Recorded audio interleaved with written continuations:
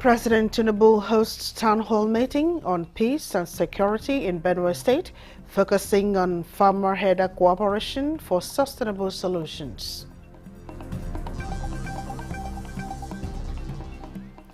Former President Olusegun Obasanjo inaugurates first seed processing factory in Gombe State, poised to leverage agricultural potential of the Northeast.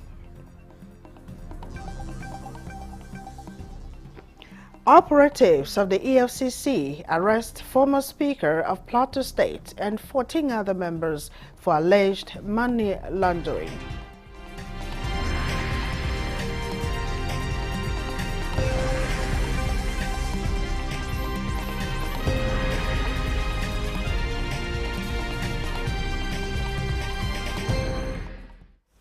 Hello and welcome to the late evening news at 11 on NTN 24. We're reaching you live from Abuja. I am Mina Daniels. President Bola Tinubu has directed Benue State government to institute a committee of elders, which would include former governors of the state, to fashion out a permanent solution to the years of killing in the state. President Tinubu, addressing a gathering of stakeholders in Makurdi following the recent killing in Yelweta, says he is ready to invest in the peace of the state. State House correspondent Musbah Dan Wahab reports. President Bola Tinubu in Makurdi for the Yelweta killing. The Benue community now in the eye of the world. More than 100 people have reportedly been killed by gunmen in the latest episode of the perennial clashes in the state. And the president headed for the Benue State University Teaching Hospital, where the injured victims are receiving medical attention. He saw for himself tens of survivors in the agony of pains, men, women, and children hoping to survive from the hurt and horrors created by the perpetrators. We have multiple, and most time when you see a mother and a child, the husband is gone. For every survivor you see, the survivor has lost somebody. The cause of the attack, like others in the past, has been attributed to herders' farmers' hostilities. But then, the commander-in-chief wanted to know more than the speculations as he met with stakeholders and those who should know. Your Excellencies, it is not herder farmers clashes, it's not communal clashes, it's not repressor attacks or skirmishes. What we are dealing with here in Benue is a calculated, well-planned, full-scale genocidal invasion and land-grabbing campaign by herder terrorists and bandits. The attacks on the peace-loving and good people of Benue State have persisted for well over decades. This, we have cause to feel, is a calculated attempt targeted at annihilating us and taking over our ancestral homes. President Tinubu expressed sympathy over the loss of lives and properties, describing it as an incident against his wish for growth and development. You can't give us what we needed, such as food sovereignty, if you continue in conflict. We have no choice but to turn this country into a nation of prosperity, unity. Fight our enemies together, not fight each other now. The value of life, human life, is greater than that of a cow. And it's only when you open the door for conflict that political enemy will come in, will do something for the redevelopment and recreation of that environment. He acknowledged that people of the state and other parts of the country deserve peace and promised to collaborate with the state government on how to achieve it. We are here to help you with peace. It's vital to development.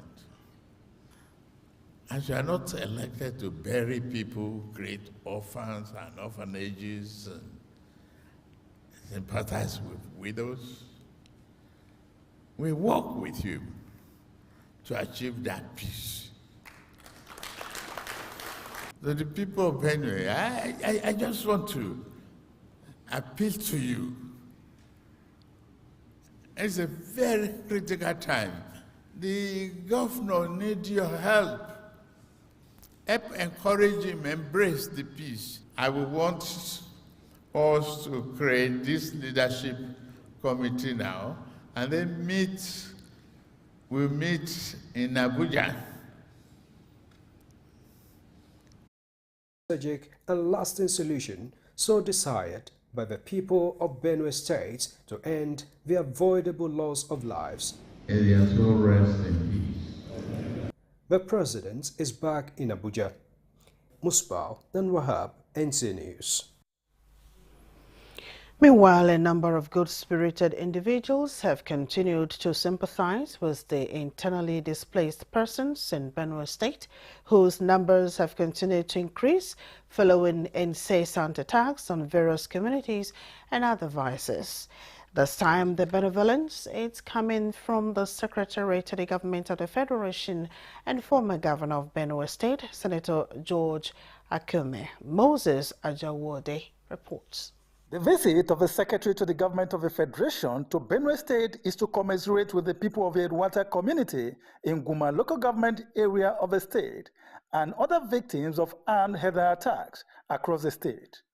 Senator George Akume had a brief stopover at the Benue State University Teaching Hospital, Makurdi, to sympathize with those undergoing treatment before proceeding to Edwata community along the Makurdi-Lafia Expressway, where scores were reportedly killed by the bandits. The SGF, Senator George Akume, while sympathizing with the people of the state over the recent attacks, stated that the federal government is determined to address the situation, as he urged the security agencies to rise up to the occasion. Everything that has a beginning has an end.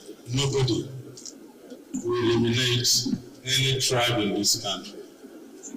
Nobody will vanquish the Team Nation, the Burma, the Hausa, the Bureau. No. Former Minister of Agriculture, Chief Audu Ogbe, and other Benue sons speaks on the situation. High donations of relief materials were carried out by the National Emergency Management Agency, NEMA, to the victims of the attack. Woe unto those who support these programs secretly or overtly. The anger of God will fall on them 7 times. So we wish to thank NEMA for responding immediately to our plight. However, appeal to Benue people not to take laws into their hands as the state and the federal government is collaborating to end killings across the state. In Makurdi, Moses Ajawode, NTA News. The federal government is set to sign more than 30 memoranda of understanding as Nigeria prepares to host the second session of the Nigeria-Brazil Strategic Dialogue Mechanism, scheduled to begin Monday, June 23rd, 2025. Deputy Chief of Staff to the President, Ibrahim Hassan Hadeja, disclosed this during a press conference at the presidential villa on the planned visit of the Vice President of Brazil, Geraldo Alckmin, to Nigeria. State House correspondent Abdurrahman Jibrila reports. This meeting is to highlight the 3-day event, providing the platform for government to tap into the new investment flows, facilitate technical cooperation, and open pathways for enhanced strategic engagement for businesses. The visit of the Brazilian delegation is a landmark event in Nigeria's international diplomacy and a strategic platform for deepening bilateral relations between the two influential regional powers. Nigeria, the largest economy in Africa, and Brazil, the economic powerhouse of Latin America. Since its establishment in 2013, The SDM has served as a cornerstone of our shared vision for mutually beneficial South-South cooperation. It is held biennially on a rotational basis between Abuja and Brasilia, and its return this year signals a renewed momentum in Nigeria-Brazil relations. The session is particularly significant as it aligns with the Renewed Hope agenda, which emphasizes economic revitalization, global partnerships, and the repositioning of Nigeria on the world stage. I will have the honor of chairing. With over 400 million consumers combined and complementary strengths in agriculture, bioeconomy, digital innovation, and creative industries, the Nigeria-Brazil Economic Corridor is brimming with untapped potential. This forum is designed to catalyze tangible economic linkages and unlock investment partnerships.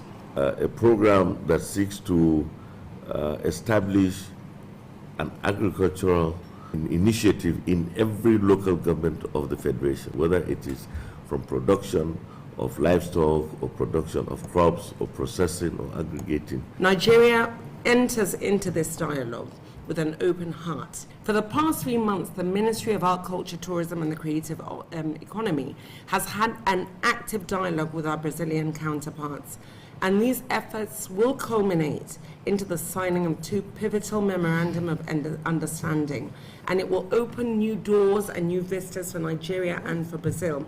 We have close to 30 MOUs that we are negotiating. Some will be able to conclude next week and sign, and while others will continue for the state visit of Mr. President to Brazil. The strategic dialogue mechanism being coordinated by the Office of the Vice President is designed not just as a diplomatic event, but as a strategic platform to secure real investment outcomes and deepen South-South cooperation. From the State House, Brahman Jibrila, NTA News. And away from that, factories have begun springing up at the Hadin-Kowa Muhammad Buhari Industrial Park, a 1,000 square hectare industrial site in Gombe State. Emmanuel Akila reports that Governor Muhammad Enowayaya played host to former President Olusegun Obasanjo to inaugurate the first factory that is set to begin processing seeds. Former President Olusegun Obasanjo, who watches as Governor Ino Yahya inaugurates the first processing factory at the Muhammadu Buhari Industrial Park, believes agriculture remains critical to Nigeria's development and prosperity. If we are going to make progress in our development in this country, we will need this type of facility, which you have kindly and appropriately provided. The factory will no doubt provide our farmers with access to high-quality, climate-friendly seeds, and thus boost agricultural productivity and enhance food security across the Northeast and, in fact, across Nigeria and beyond. The setting up of a processing factory such as this at the Muhammadu Buhari Industrial Park is indicative of the success of the industrialization plan of the Gombe State government. And its inauguration is what the youths have been waiting for. People will get jobs here, and we are proud of that. Even outsiders can benefit from this venture. It was a dream, actually, the whole idea of the industrial cluster, but now the reality is here. Myself and the whole people of Yamadiba, we are very, very happy to get this project. Anything produced here is free from any tax. Gombe State Commissioner for Trade and Industry says over 100 companies have secured spaces to establish factories to also take advantage of the friendly tax policies of the state government. In Gombe, Emmanuel Akila, NTA News. In another development, the Economic and Financial Crimes Commission, EFCC, has arrested the former Speaker of Plateau State House of Assembly, Moses Thomas Sule, and 14 other members for alleged money laundering. The former legislators were arrested following petition by some concerned citizens of the state for allegedly violating the Money Laundering Act 2022 and abuse of procurement processes.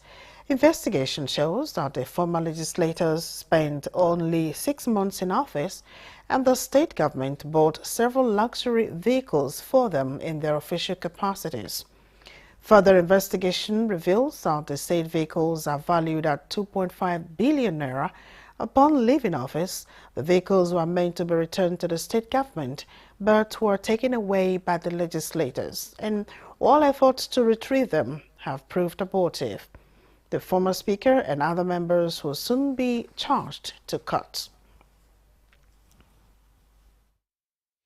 Let's take a break here. We have more reports coming shortly.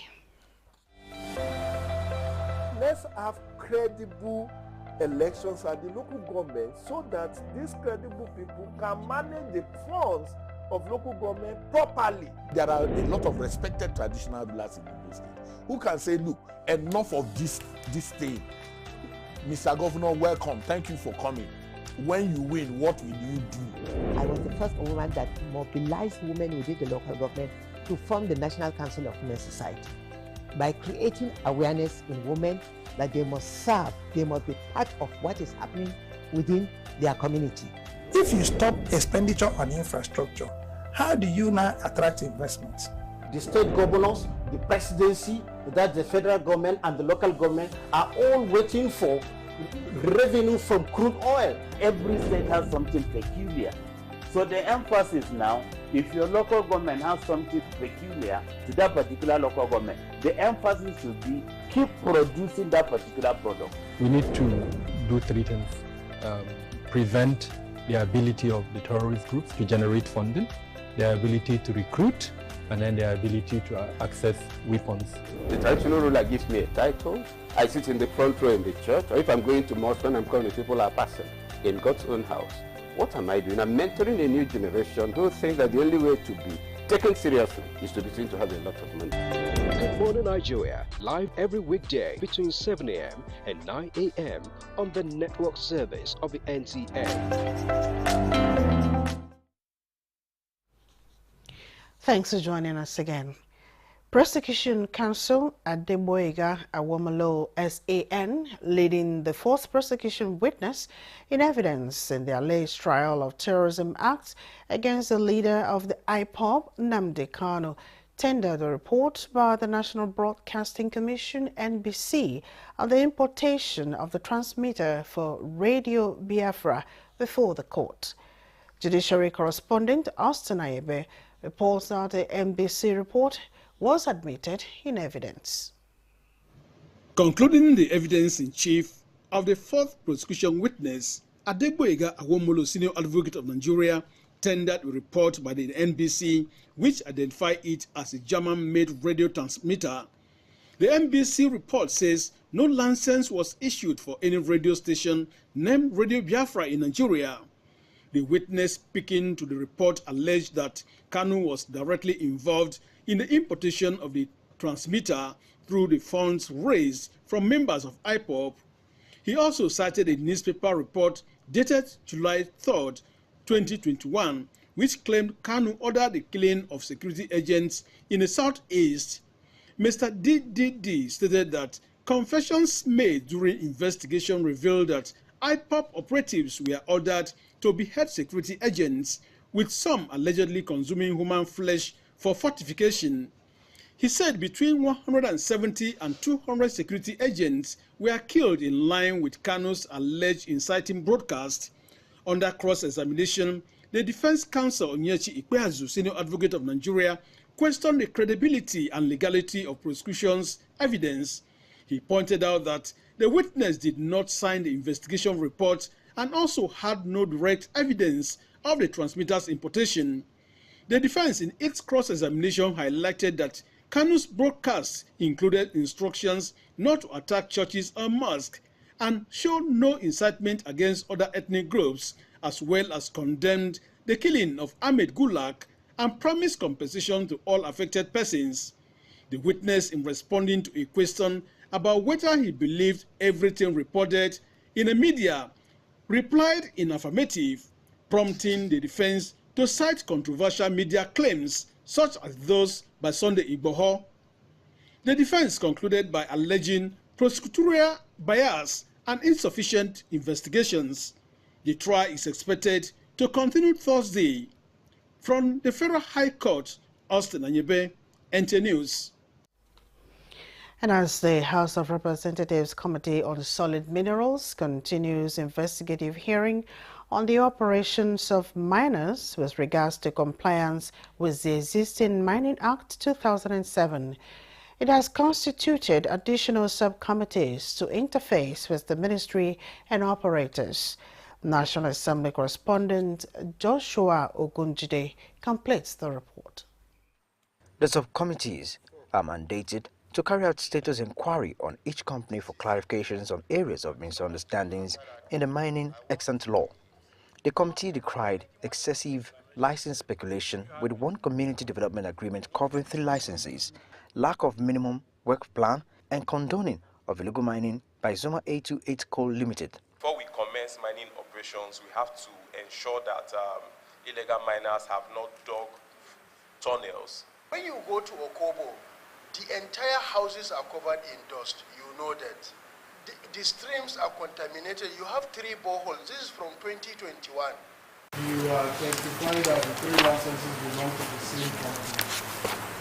And what they do is to keep paying the annual dues on the remaining 2. So, Chairman, I please move that your committee should visit Zuma and see things for, let's see things for ourselves. In the operations of Kaidi Investment, Landmass, Ontai, and Tumerums, unavailability of CDA and minimum work plan, which are preconditions for operation, high level of indebtedness in respect of accrued royalties, alongside the VAT unpaid, lack of remediation, expatriate quota, employees list, and safety document were among infractions discovered. Apart from the 3 of you, the ministry and the clerk form that nucleus. We expect every document, the minimum work plan as approved by the government, the CDA as approved by the government, your tax returns on both Landmass and Avatar, all your VAT and tax remittances, your bank statements, we expect those documents. Expatriate quota for both companies and from CA2 and CA7. The subcommittees have between 48 hours and 5 days to submit their reports. From the National Assembly, Joshua Ogunjide, NT News. Following the destruction of houses by windstorm in 4 villages under Dutse local government area, the state and local government authorities have promised to come to the aid of the victims by providing emergency relief to them. While Mohammed Kazaure reports that no life was lost as a result of the windstorm. Communities such as Jidawa, Sabangari, Warwade, and one other village were among the worst hit by the storm Fury, which left behind a trail of destruction. Though the exact number of affected households is yet to be confirmed, officials from the State Emergency Management Agency, SEMA, have commenced on-the-spot assessment to determine the scale of the damage. The storm destroyed the roofs of homes, schools, and mosques. It also damaged water tanks and blew off parts of SEMA